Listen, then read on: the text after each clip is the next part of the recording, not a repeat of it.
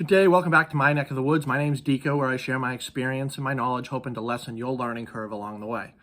So today I'm going to talk about why we hunt, or why I hunt. It's a very personal thing across the board. Everyone hunts for a different reason, but ultimately the goal is the same. It's either for food or some sort of conservation, and or to be an active participant in nature. The goal is usually the same across the board. But the reasons as to why we enter the woods, or we enter our deer woods, or our turkey, or elk, or whatever it is, a lot of them are very, very personal. I'm here to tell you my story, and I'm encouraging anyone to put in the comments what their story is, so I can maybe get a different perspective and learn a little bit more about hunting in general. As we know, as hunters and fishermen, we're always trying to better ourselves. We're always trying to learn a little bit more about the animals that we pursue. So before I get started, please subscribe to the page. If you like this type of content where I tell stories and I share my experiences, I do a lot of product reviews, that type of stuff, please chime in and throw me a sub. All right, thank you very much. All right, so I'm going to start this off with a little bit of a story and then get into the reasons as to why. So before I hunted, I was an avid fisherman. And I had hooked up with an old friend that I had grew up with in the neighborhood, and he was a hunter, and he was a bow hunter, and he had been hunting for a couple of years. And we reconnected through fishing, and he took me in the woods, and we did some scouting, which I really, really enjoyed. We grew up in a neighborhood where we just played in the woods every single day. We were out catching snakes and flipping rocks and toads and salamanders and just climbing trees. And this kind of rekindled that feeling that I have for the woods, just going out and scouting. And prior to that, I'd always, when I go out fishing, maybe I'd walk off in the woods, and I was into hiking and things like that. So long story short, I don't want this video to be too long. So he was bow hunting, and he had never gotten a deer. He'd been bow hunting, I believe, for a couple of years. And I was like, you know what? I don't know if I could really shoot a deer, really take a life. It was bothersome in my brain trying to wrap my head around it. So the next year, he shot a deer, and he gave me some venison, and I couldn't believe. And I was active in the process of field dressing the deer, and it was quite an experience. It wasn't. I didn't have this sadness feeling. Now, granted, I didn't kill the deer.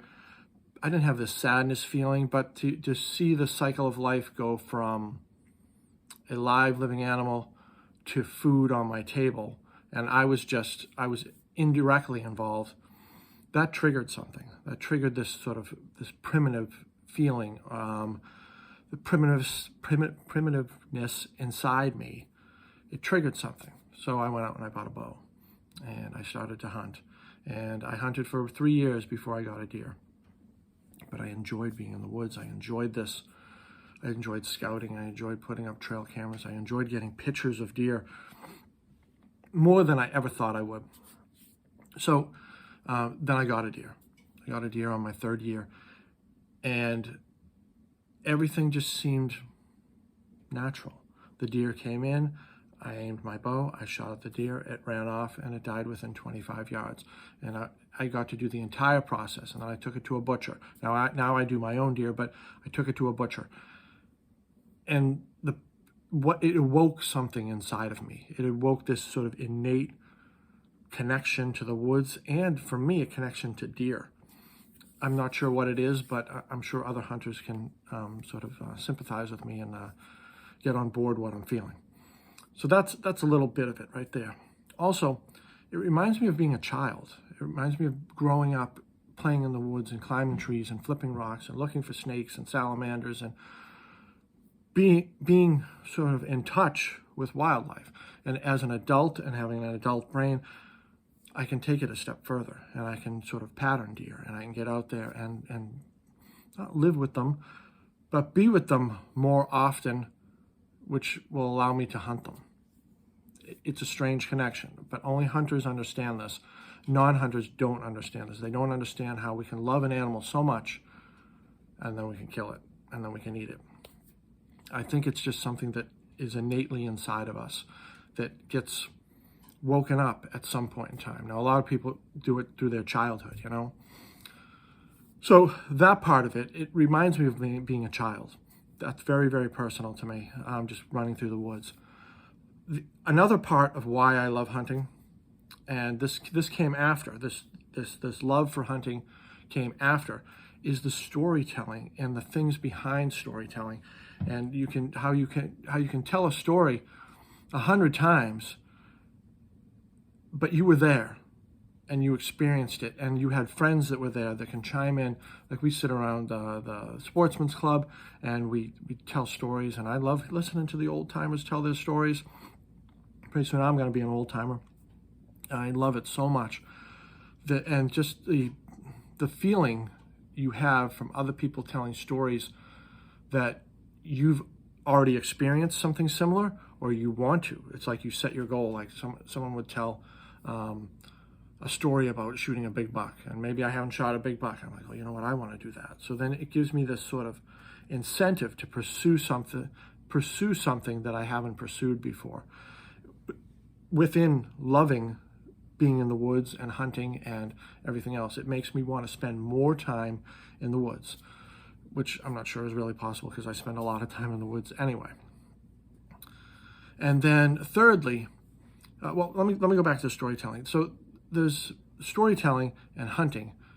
There's history behind that. There's at some cultures, there's dancing and there's rituals that go along with hunting that I enjoy learning about, and I enjoy learning how other people have hunted in the past, or how other people have pursued animals in the past, and I will learn from that, and I'll grow from that as a hunter.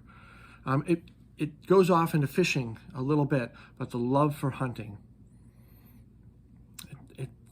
it's something inside of me, and it comes out when I'm in the woods. Like, when I'm in the woods, I'm comfortable, and I'm at peace, and there's things that I can't do in life. Like, I have anxiety problems, and I have trouble getting on. Oh, I have trouble. I don't get on an airplane because I have anxiety, and I might certain type of travel bother me from anxiety, and I have some social anxieties and everything like that.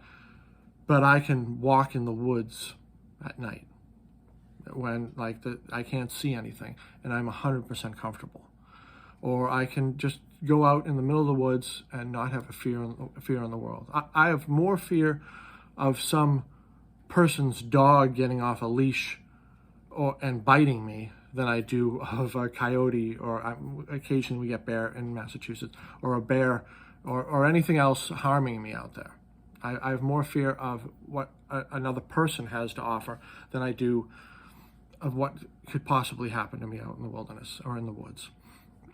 Now, the third part of it, or the fourth, that brings me to hunting, and this is gathered afterwards, after I've sort of had this awakening of the love of the woods inside me, and it reminds me of a child, and then the storytelling, and this came after.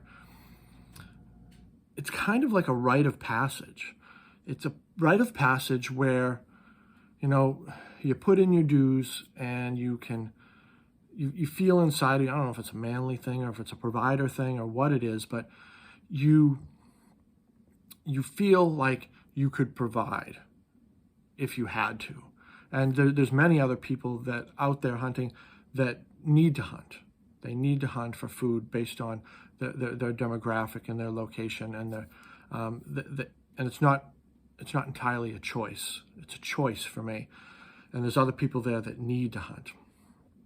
But in a world of grocery stores, in a world of processed food, in a world of wasted food, I can choose to hunt for my meat.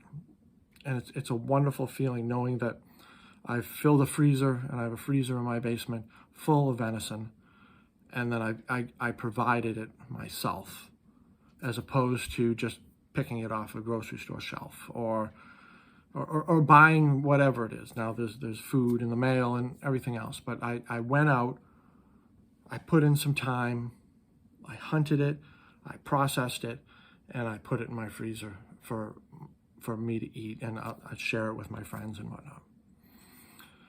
Those are my reasons why I hunt. I want to hear what other people's reasons are, or necessity. Some people have to hunt. All right. That's all I have for you. Subscribe to the channel. Be well. I'll see you later.